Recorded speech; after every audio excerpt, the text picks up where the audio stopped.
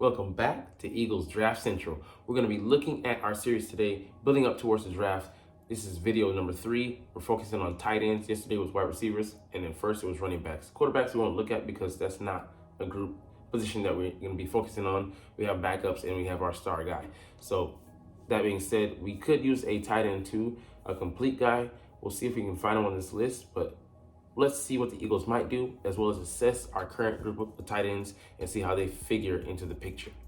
What's up? It's your boy Cintron coming back at you with another analysis video that keeps you not that's my real name. NFL Draft Rankings 2024 tight ends. Let's dive into these positions. Anyways, Brock Bowers, man, he is that dude out of Georgia. The one guy slated to go in the first round this year. He's a do-it-all guy. He can catch, he can block.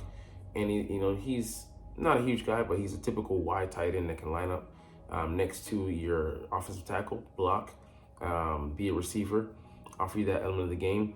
But he also is a very solid blocker.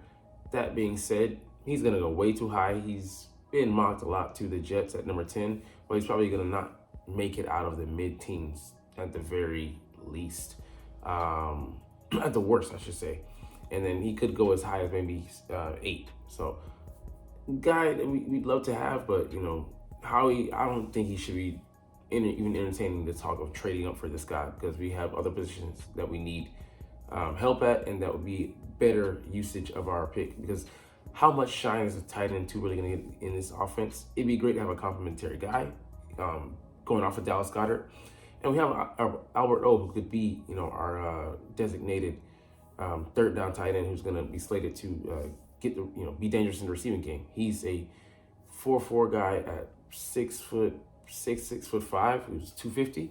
He's a freak athlete, but he can't block. If he could just do it at a modicum, a tiny minute rate, he would be unstoppable, and he'd be making a whole lot more money than he is now. We also brought in to be our tight end 2 to replace Jack Stahl, the huge tight end out of Jets by way of the Bengals, CJ Uzoma. He's had some decent numbers, but he's never topped 450 yards receiving. He does catch some some touchdowns. Damn, TD and TE, but he has a huge wingspan. He's a good blocker. 6'6", 271. He damn well might as well be an offensive lineman that can catch. But we need a little bit more, a guy. And he's on a 1-year deal. Alberto's on a 1-year deal. So we need a guy to, move forward. And it'd be great if he could be a guy that could step into potentially Dallas Goedert's slot, as we've always had a plan in motion. When we had Brett, I forget his name, we drafted Zach Ertz. Then when Ertz, was here on his 8th, 7th year, we drafted Dallas Goedert.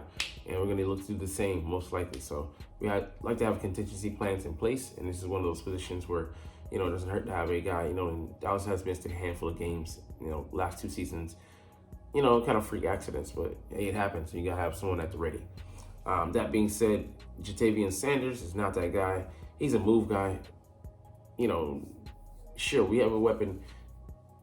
He could, possibly come in and develop to be better than Albert O, but is he really offering you that much more than him this year? And he still has a lot to learn. 6'4", not stoutly built, and he can't really block. So a matchup nightmare for opposing defenses, but he's not going to offer much in the blocking game, so it's a really huge tell. Cade Stover, however, is a complete tight end. Can get the extra yardage. He is not as good as Brock, but he's a bit of a downgrade. That being said, he's going to probably go in the 2nd and 3rd round. Ja'Tavion Sanders is going to go in the 2nd most likely, and it's just too big of a price tag for us to put on him. If we would want anybody, it would be the top guy, Brock Bowers. But like I said, that price tag is kind of too expensive for our taste. Like I said, they'd be best served elsewhere. All right, Jaheim Bell, more of the same as far as these guys being put on the move fast. Sub 240 guy. It'd be great to have a move guy like that, but I really want a complete a guy that can come in and add to our 21 personnel, add to the mystery that is how to figure out how to defend all these weapons when you got a guy on either side that can pass pro, and he can go out there and catch passes and be a credible threat. Jack Stahl wasn't that, and I don't look for CJ to be that either. But you're getting the sum of parts as far as him as well as Albert O catching balls. But like I said, it'd be nice to have all those abilities locked into one person in one body. So he's probably gonna go like third, fourth round. I would say fourth most likely, potentially fifth. A talented guy, but won't be a true tight end. Sums it up. This guy, however, Theo Johnson, would be a guy I would love to have. Might be had in the late third. Definitely, I think the fourth round somewhere, in the middle or early. He has talent. They say he has the highest ceiling, and I agree, man. He's a beast.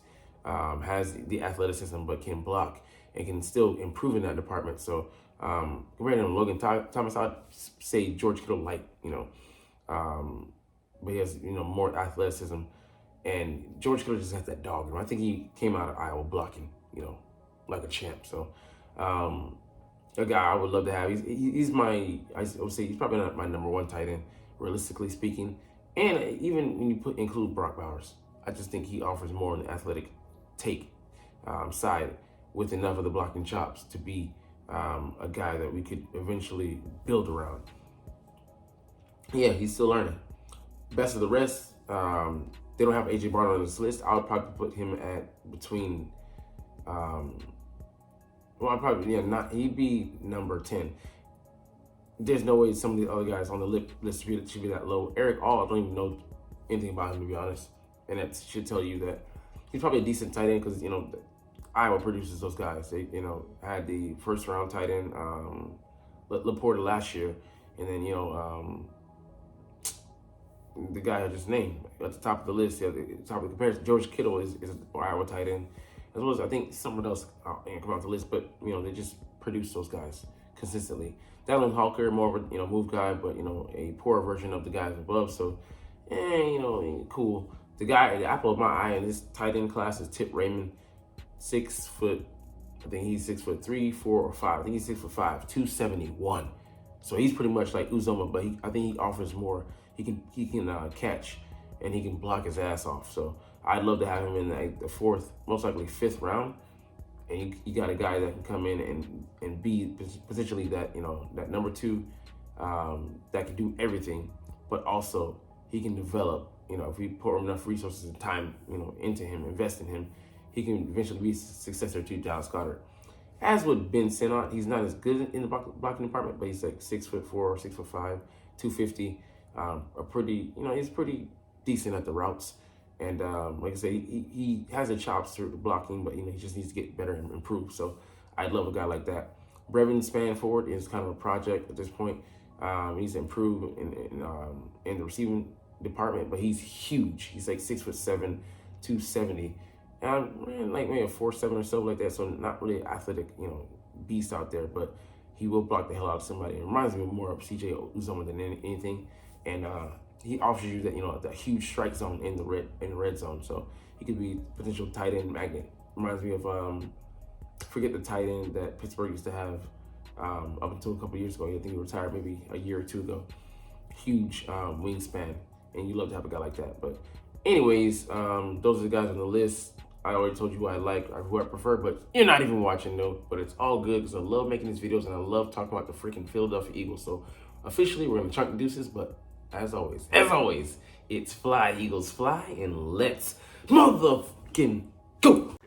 Like, comment, share, and subscribe if you like. Thanks for watching. Check me out at Cintron, Cintron Anime, Cintron Life, or Cintron Laughs, or other social media.